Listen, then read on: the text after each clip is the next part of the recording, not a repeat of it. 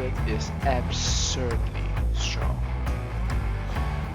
But let's start off with the frame that I used for the run. Today we can use either of two helmets. In the opening, the first part of it was done with Zata's Whisper, allowing me to one-shot even without priming the Demolist. However, if you feel like using Zata can be annoying because if you accidentally proc the bubble somewhere else, your damage disappears. If you feel like that's an issue, the second part of the opening uses Nourish. However, with Nourish, you either need to prime or shoot twice to kill the Demolist. The basic rundown of the build is the same. Growing Power, Umbral Intensify, Transient Fortitude, Blind Rage, and Mold Augmented to give us more strength so that we have more charges on our Mesmer skin. And our helmet for this build, it's Nourish, gives us more damage, and also while using Nourish, you do have more energy multiplier. That means that with this build, you really aren't going to be suffering for energy no matter what conduit. There is no energy drain conduit in the game that can keep your energy bar down to the point whereby you cannot use your abilities. Nourish fixes everything. Prime Sure-Footed and Rolling Guard, just in case your Mesmer skin runs out, you don't want to be knocked down, and Rolling Guard gives you that 3 seconds of invulnerability for you to free cast your Mesmer skin. Prime Flow and Equilibrium will be your energy economy. For this build with Nourish, Equilibrium gives you a really quick starting energy at the start of the game. As you see, we only have a 1 hour 74 remaining capacity. This means that when we start the mission, we do not have a lot of energy. You have enough energy to cast Mesmer Skin, but you do not have enough energy to cast Nourish as well. So Equilibrium gives you that quick, immediate energy pickup. Here's where the builds differ. For Nourish, I went with Narrow-Minded because I do not need, first off, I do not need the range. So I can just dump range for more duration. Nourish essentially here is only to buff me, so I don't need the range. And more duration means that I have to cast it less. On Zata's Whisper's build, however, things are different. Zata's Whisper can be annoying, so I chose not to put Narrow-Minded on it. This gives me a little more control of when I want Zata's Whisper active so that I can still prime and kill ads without screwing up the Zata's Whisper bubble. And I can also prime Demolist should I choose to do so. The only part that differs here would be Streamline. This gives me more free efficiency to play around with and cast my abilities freely. Streamline is a flex slot. You can feel free to change it to anything. You can change it to Narrow-Minded just like the build for Nourish. You can change it for anything that you feel like you need. Augur Reach, Augur Message, feel free. They'll probably work. For arcanes, both are the same. Arcane momentum for that free reload speed, because God Christ, the Perigale takes a long time to change, to reload. By the time we finished reloading, I think I grew a beard. Anyway, this arcane will give you more reload speed, just as a quality of life. If you don't want to use this, you can always use the passive reload given from your Panzer. Just swap to your secondary, fixes it. Second arcane for today, like I mentioned earlier, mode augmented. 60% ability strength at 250 stacks. This is a significant amount of power strength. This, combined with Blind Rage, Transient Fortitude, Umbral Intensify, and Growing Power, will give us 428% power strength. So it's quite a bit of power strength. And of course, I cannot forget our Archon shards are 3 Tau Forged Crimson shards. Do you need them?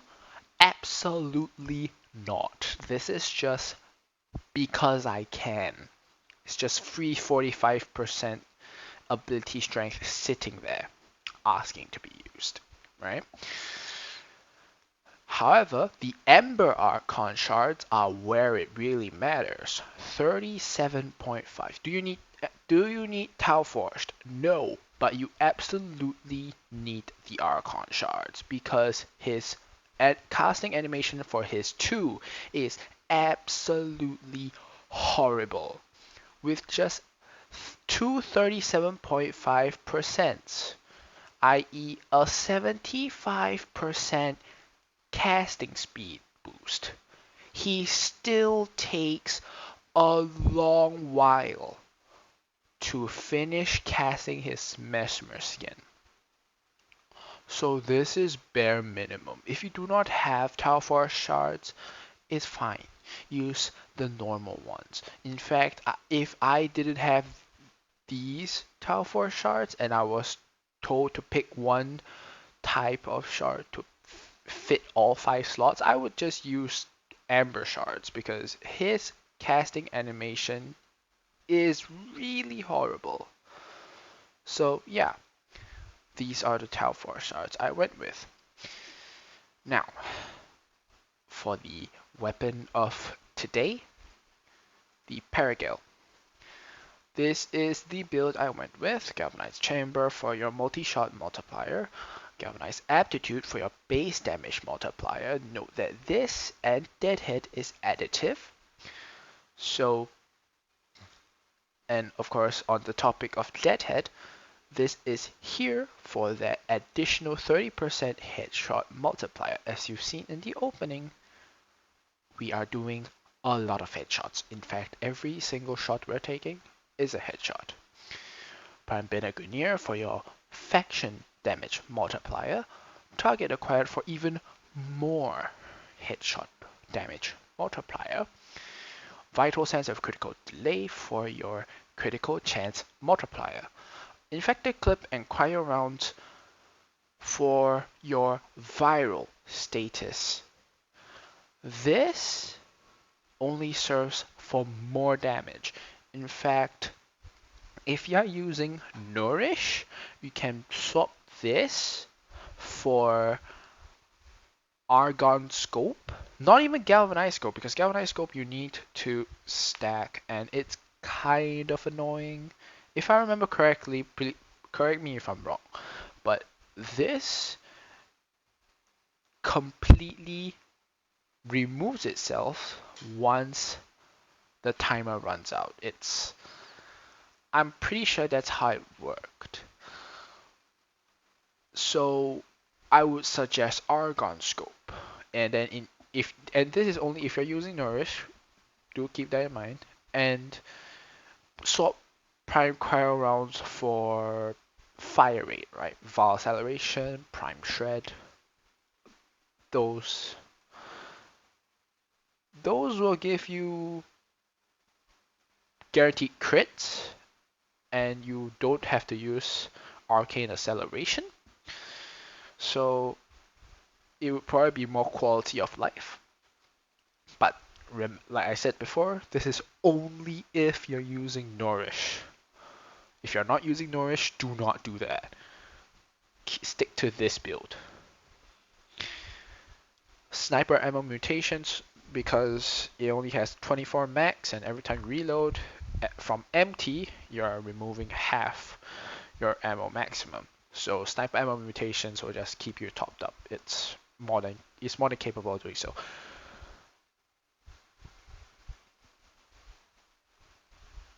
Now, onto the primer. If you've seen at the start of the video, the opening, you see that I use the epitaph for both runs, Zata and Nourish. Now, for the Nourish build, only for the Nourish build, you can use this. A cold, corrosive nuclear. Just aim for the head. Make sure you have Nourish active. Aim for the head. You'll prime your cold, magnetic, corrosive, viral from Nourish, remember, microwave from the new core, 5 status effects. So, and this if you're doing this if you're doing with Nourish will make the head easier to hit. So another quality of life thing, and then tack on the fact that, you know, Nourish gives you the viral that you need. You can feel free to mod for cold corrosive. However, if you are not doing Nourish and you're doing, you know, Zata's Whisper, either go with the Epitaph. The Epitaph is the usual build that you've seen. In fact,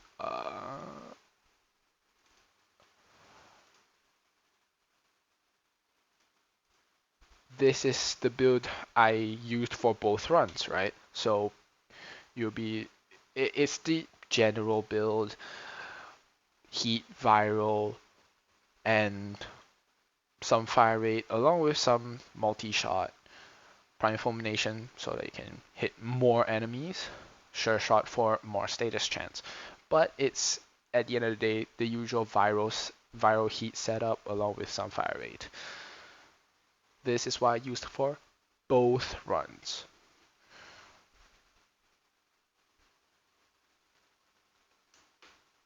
If you really want to, you could use the new core for the Zata's Whisper run, but I wouldn't suggest using it because you lose cold, right? The ideal elements that you want is viral heat, or viral radiation on Epitaph, but on new core viral heat. This will set you up nicely, especially if you're pre-priming before shooting. So this will enlarge the head, making the head easier to hit, but also proc Zata at the same time. So at that point, you can just shoot the bubble. It will always hit the head. But the only downside being you lose force cold procs, unlike the Epitaph. So it's just choose which one you really want.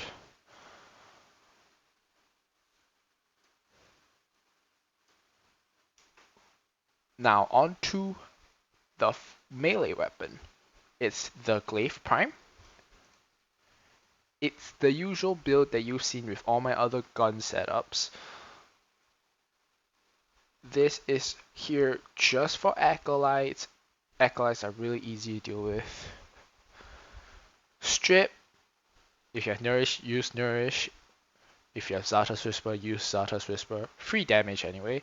Strip, use your 1 on the Acolyte, and then throw your Glaive. Poof! No more Acolyte. So yeah, pretty normal setup. Every day it's the usual setup. However, I did mention this once in a video before. If you are using a scroll wheel like me, then use Gladiator Might. But if you're using the melee button, the default is E, then use Power Throw. Power Throw gives you more free damage, especially if you're going against Acolytes. So that covers everything. Let's bring this for a run in Olympus, just 1 round, just to show you the rough play cycle of each Doomelist.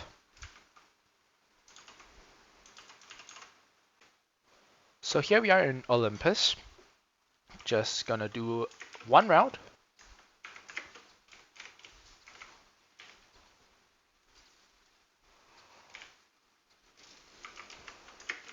There you go. Once again, strip, prime, and bang. Strip, prime, and bang.